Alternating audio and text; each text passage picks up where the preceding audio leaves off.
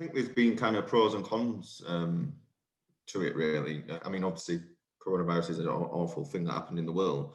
If we go back to the beginning, when we initially went into lockdown, and we could hear nature in its own form, people was talking to one another on the streets, and was able to get all them jobs done that we've been putting off for years, and spend time with my son and things that we've not been able to do, or we take for granted.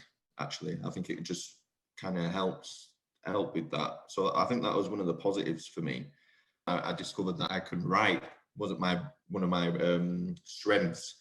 I've wrote 2 blogs. I'm ready to write my 3rd blog on fatherhood. So it's been really good in that sense. But there is lots of negatives when grandparents want to see the child and etc. It is frustrating in that sense as well.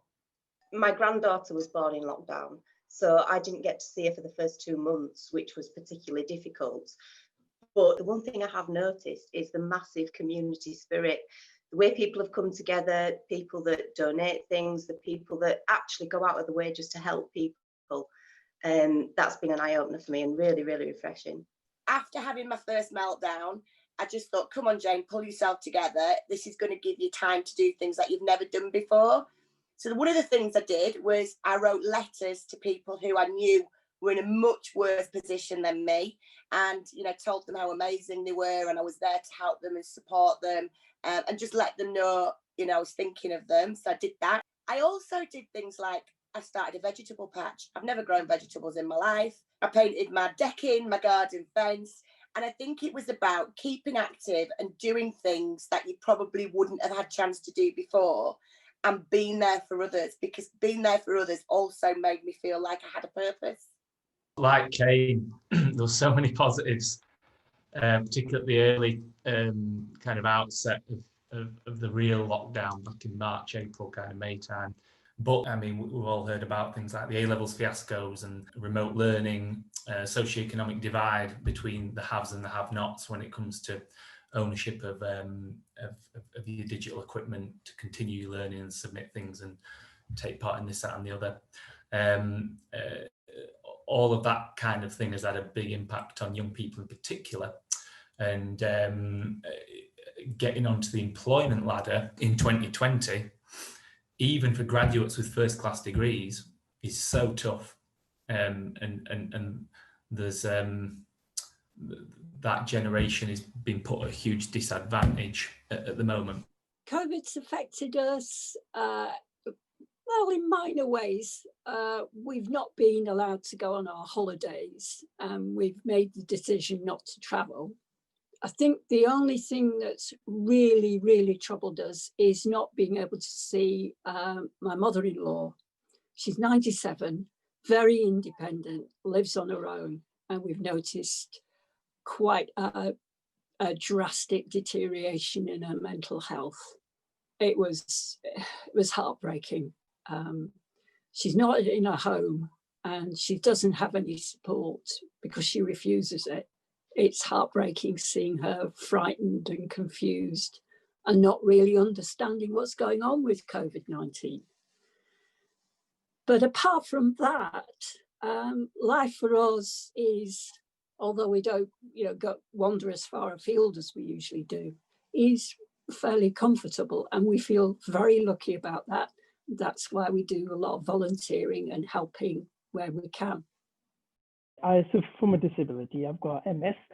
So it's been quite hard for me with it all, especially like going out, because I like to get some fresh air, but it's very hard because I have to shield myself as well, because my MS nurse did tell me to kind of shield myself as well. So I can't really go out much, to be honest with you. And it's been quite hard. It's been, especially my mental health wise, because I do like to go out, go see my friends. I also like to go out to restaurants, have meals, and just going to watch some football matches with my university friends as well. I was not being able to do that for a while as well, because it gives you that sense of going out, seeing new people, getting fresh air. It's just been hard, but it's the new norm, and we just have to live with it. And I've learned to live with it, and And yeah. I want to send some love to Liz. You have made me cry, Liz. We see that all the time, you know, with the people we take care of. Family can't see them, they can't see family. I'm shielding, I'm still shielding. I have got coronaphobia. I don't want to go out. My world has completely shrunk. My well-being has diminished. I'm physical and mental. I just don't want to go out. So I found that extraordinarily difficult, and I still find it difficult. The positives for me is the quality of people who step up to help our community are extraordinary. My world will be significantly better for its content, for the number of people that I now have in my heart because of COVID, because of being chucked down this road. The negative is, you know, I'm dreading the next 3 months. So yeah, life under COVID, it is definitely a game of two halves. I started off this year before COVID in quite a dark place, quite a depressed place for several reasons. And what brought me out of that was I finally found the courage to come out of the closet to my friends and to my family. And at the beginning of March, started my first relationship. And we were together for about a month, and then lockdown happened.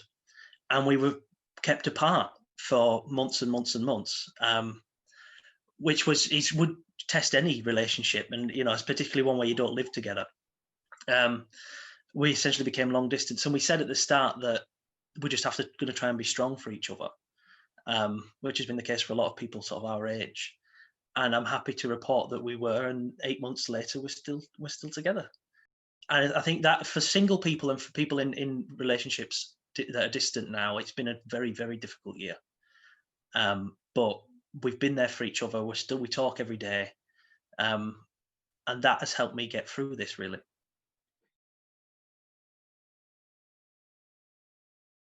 The thing advice I'll give you for COVID was exercise. My daily walk was fantastic. An hour outside a day were an absolute escape.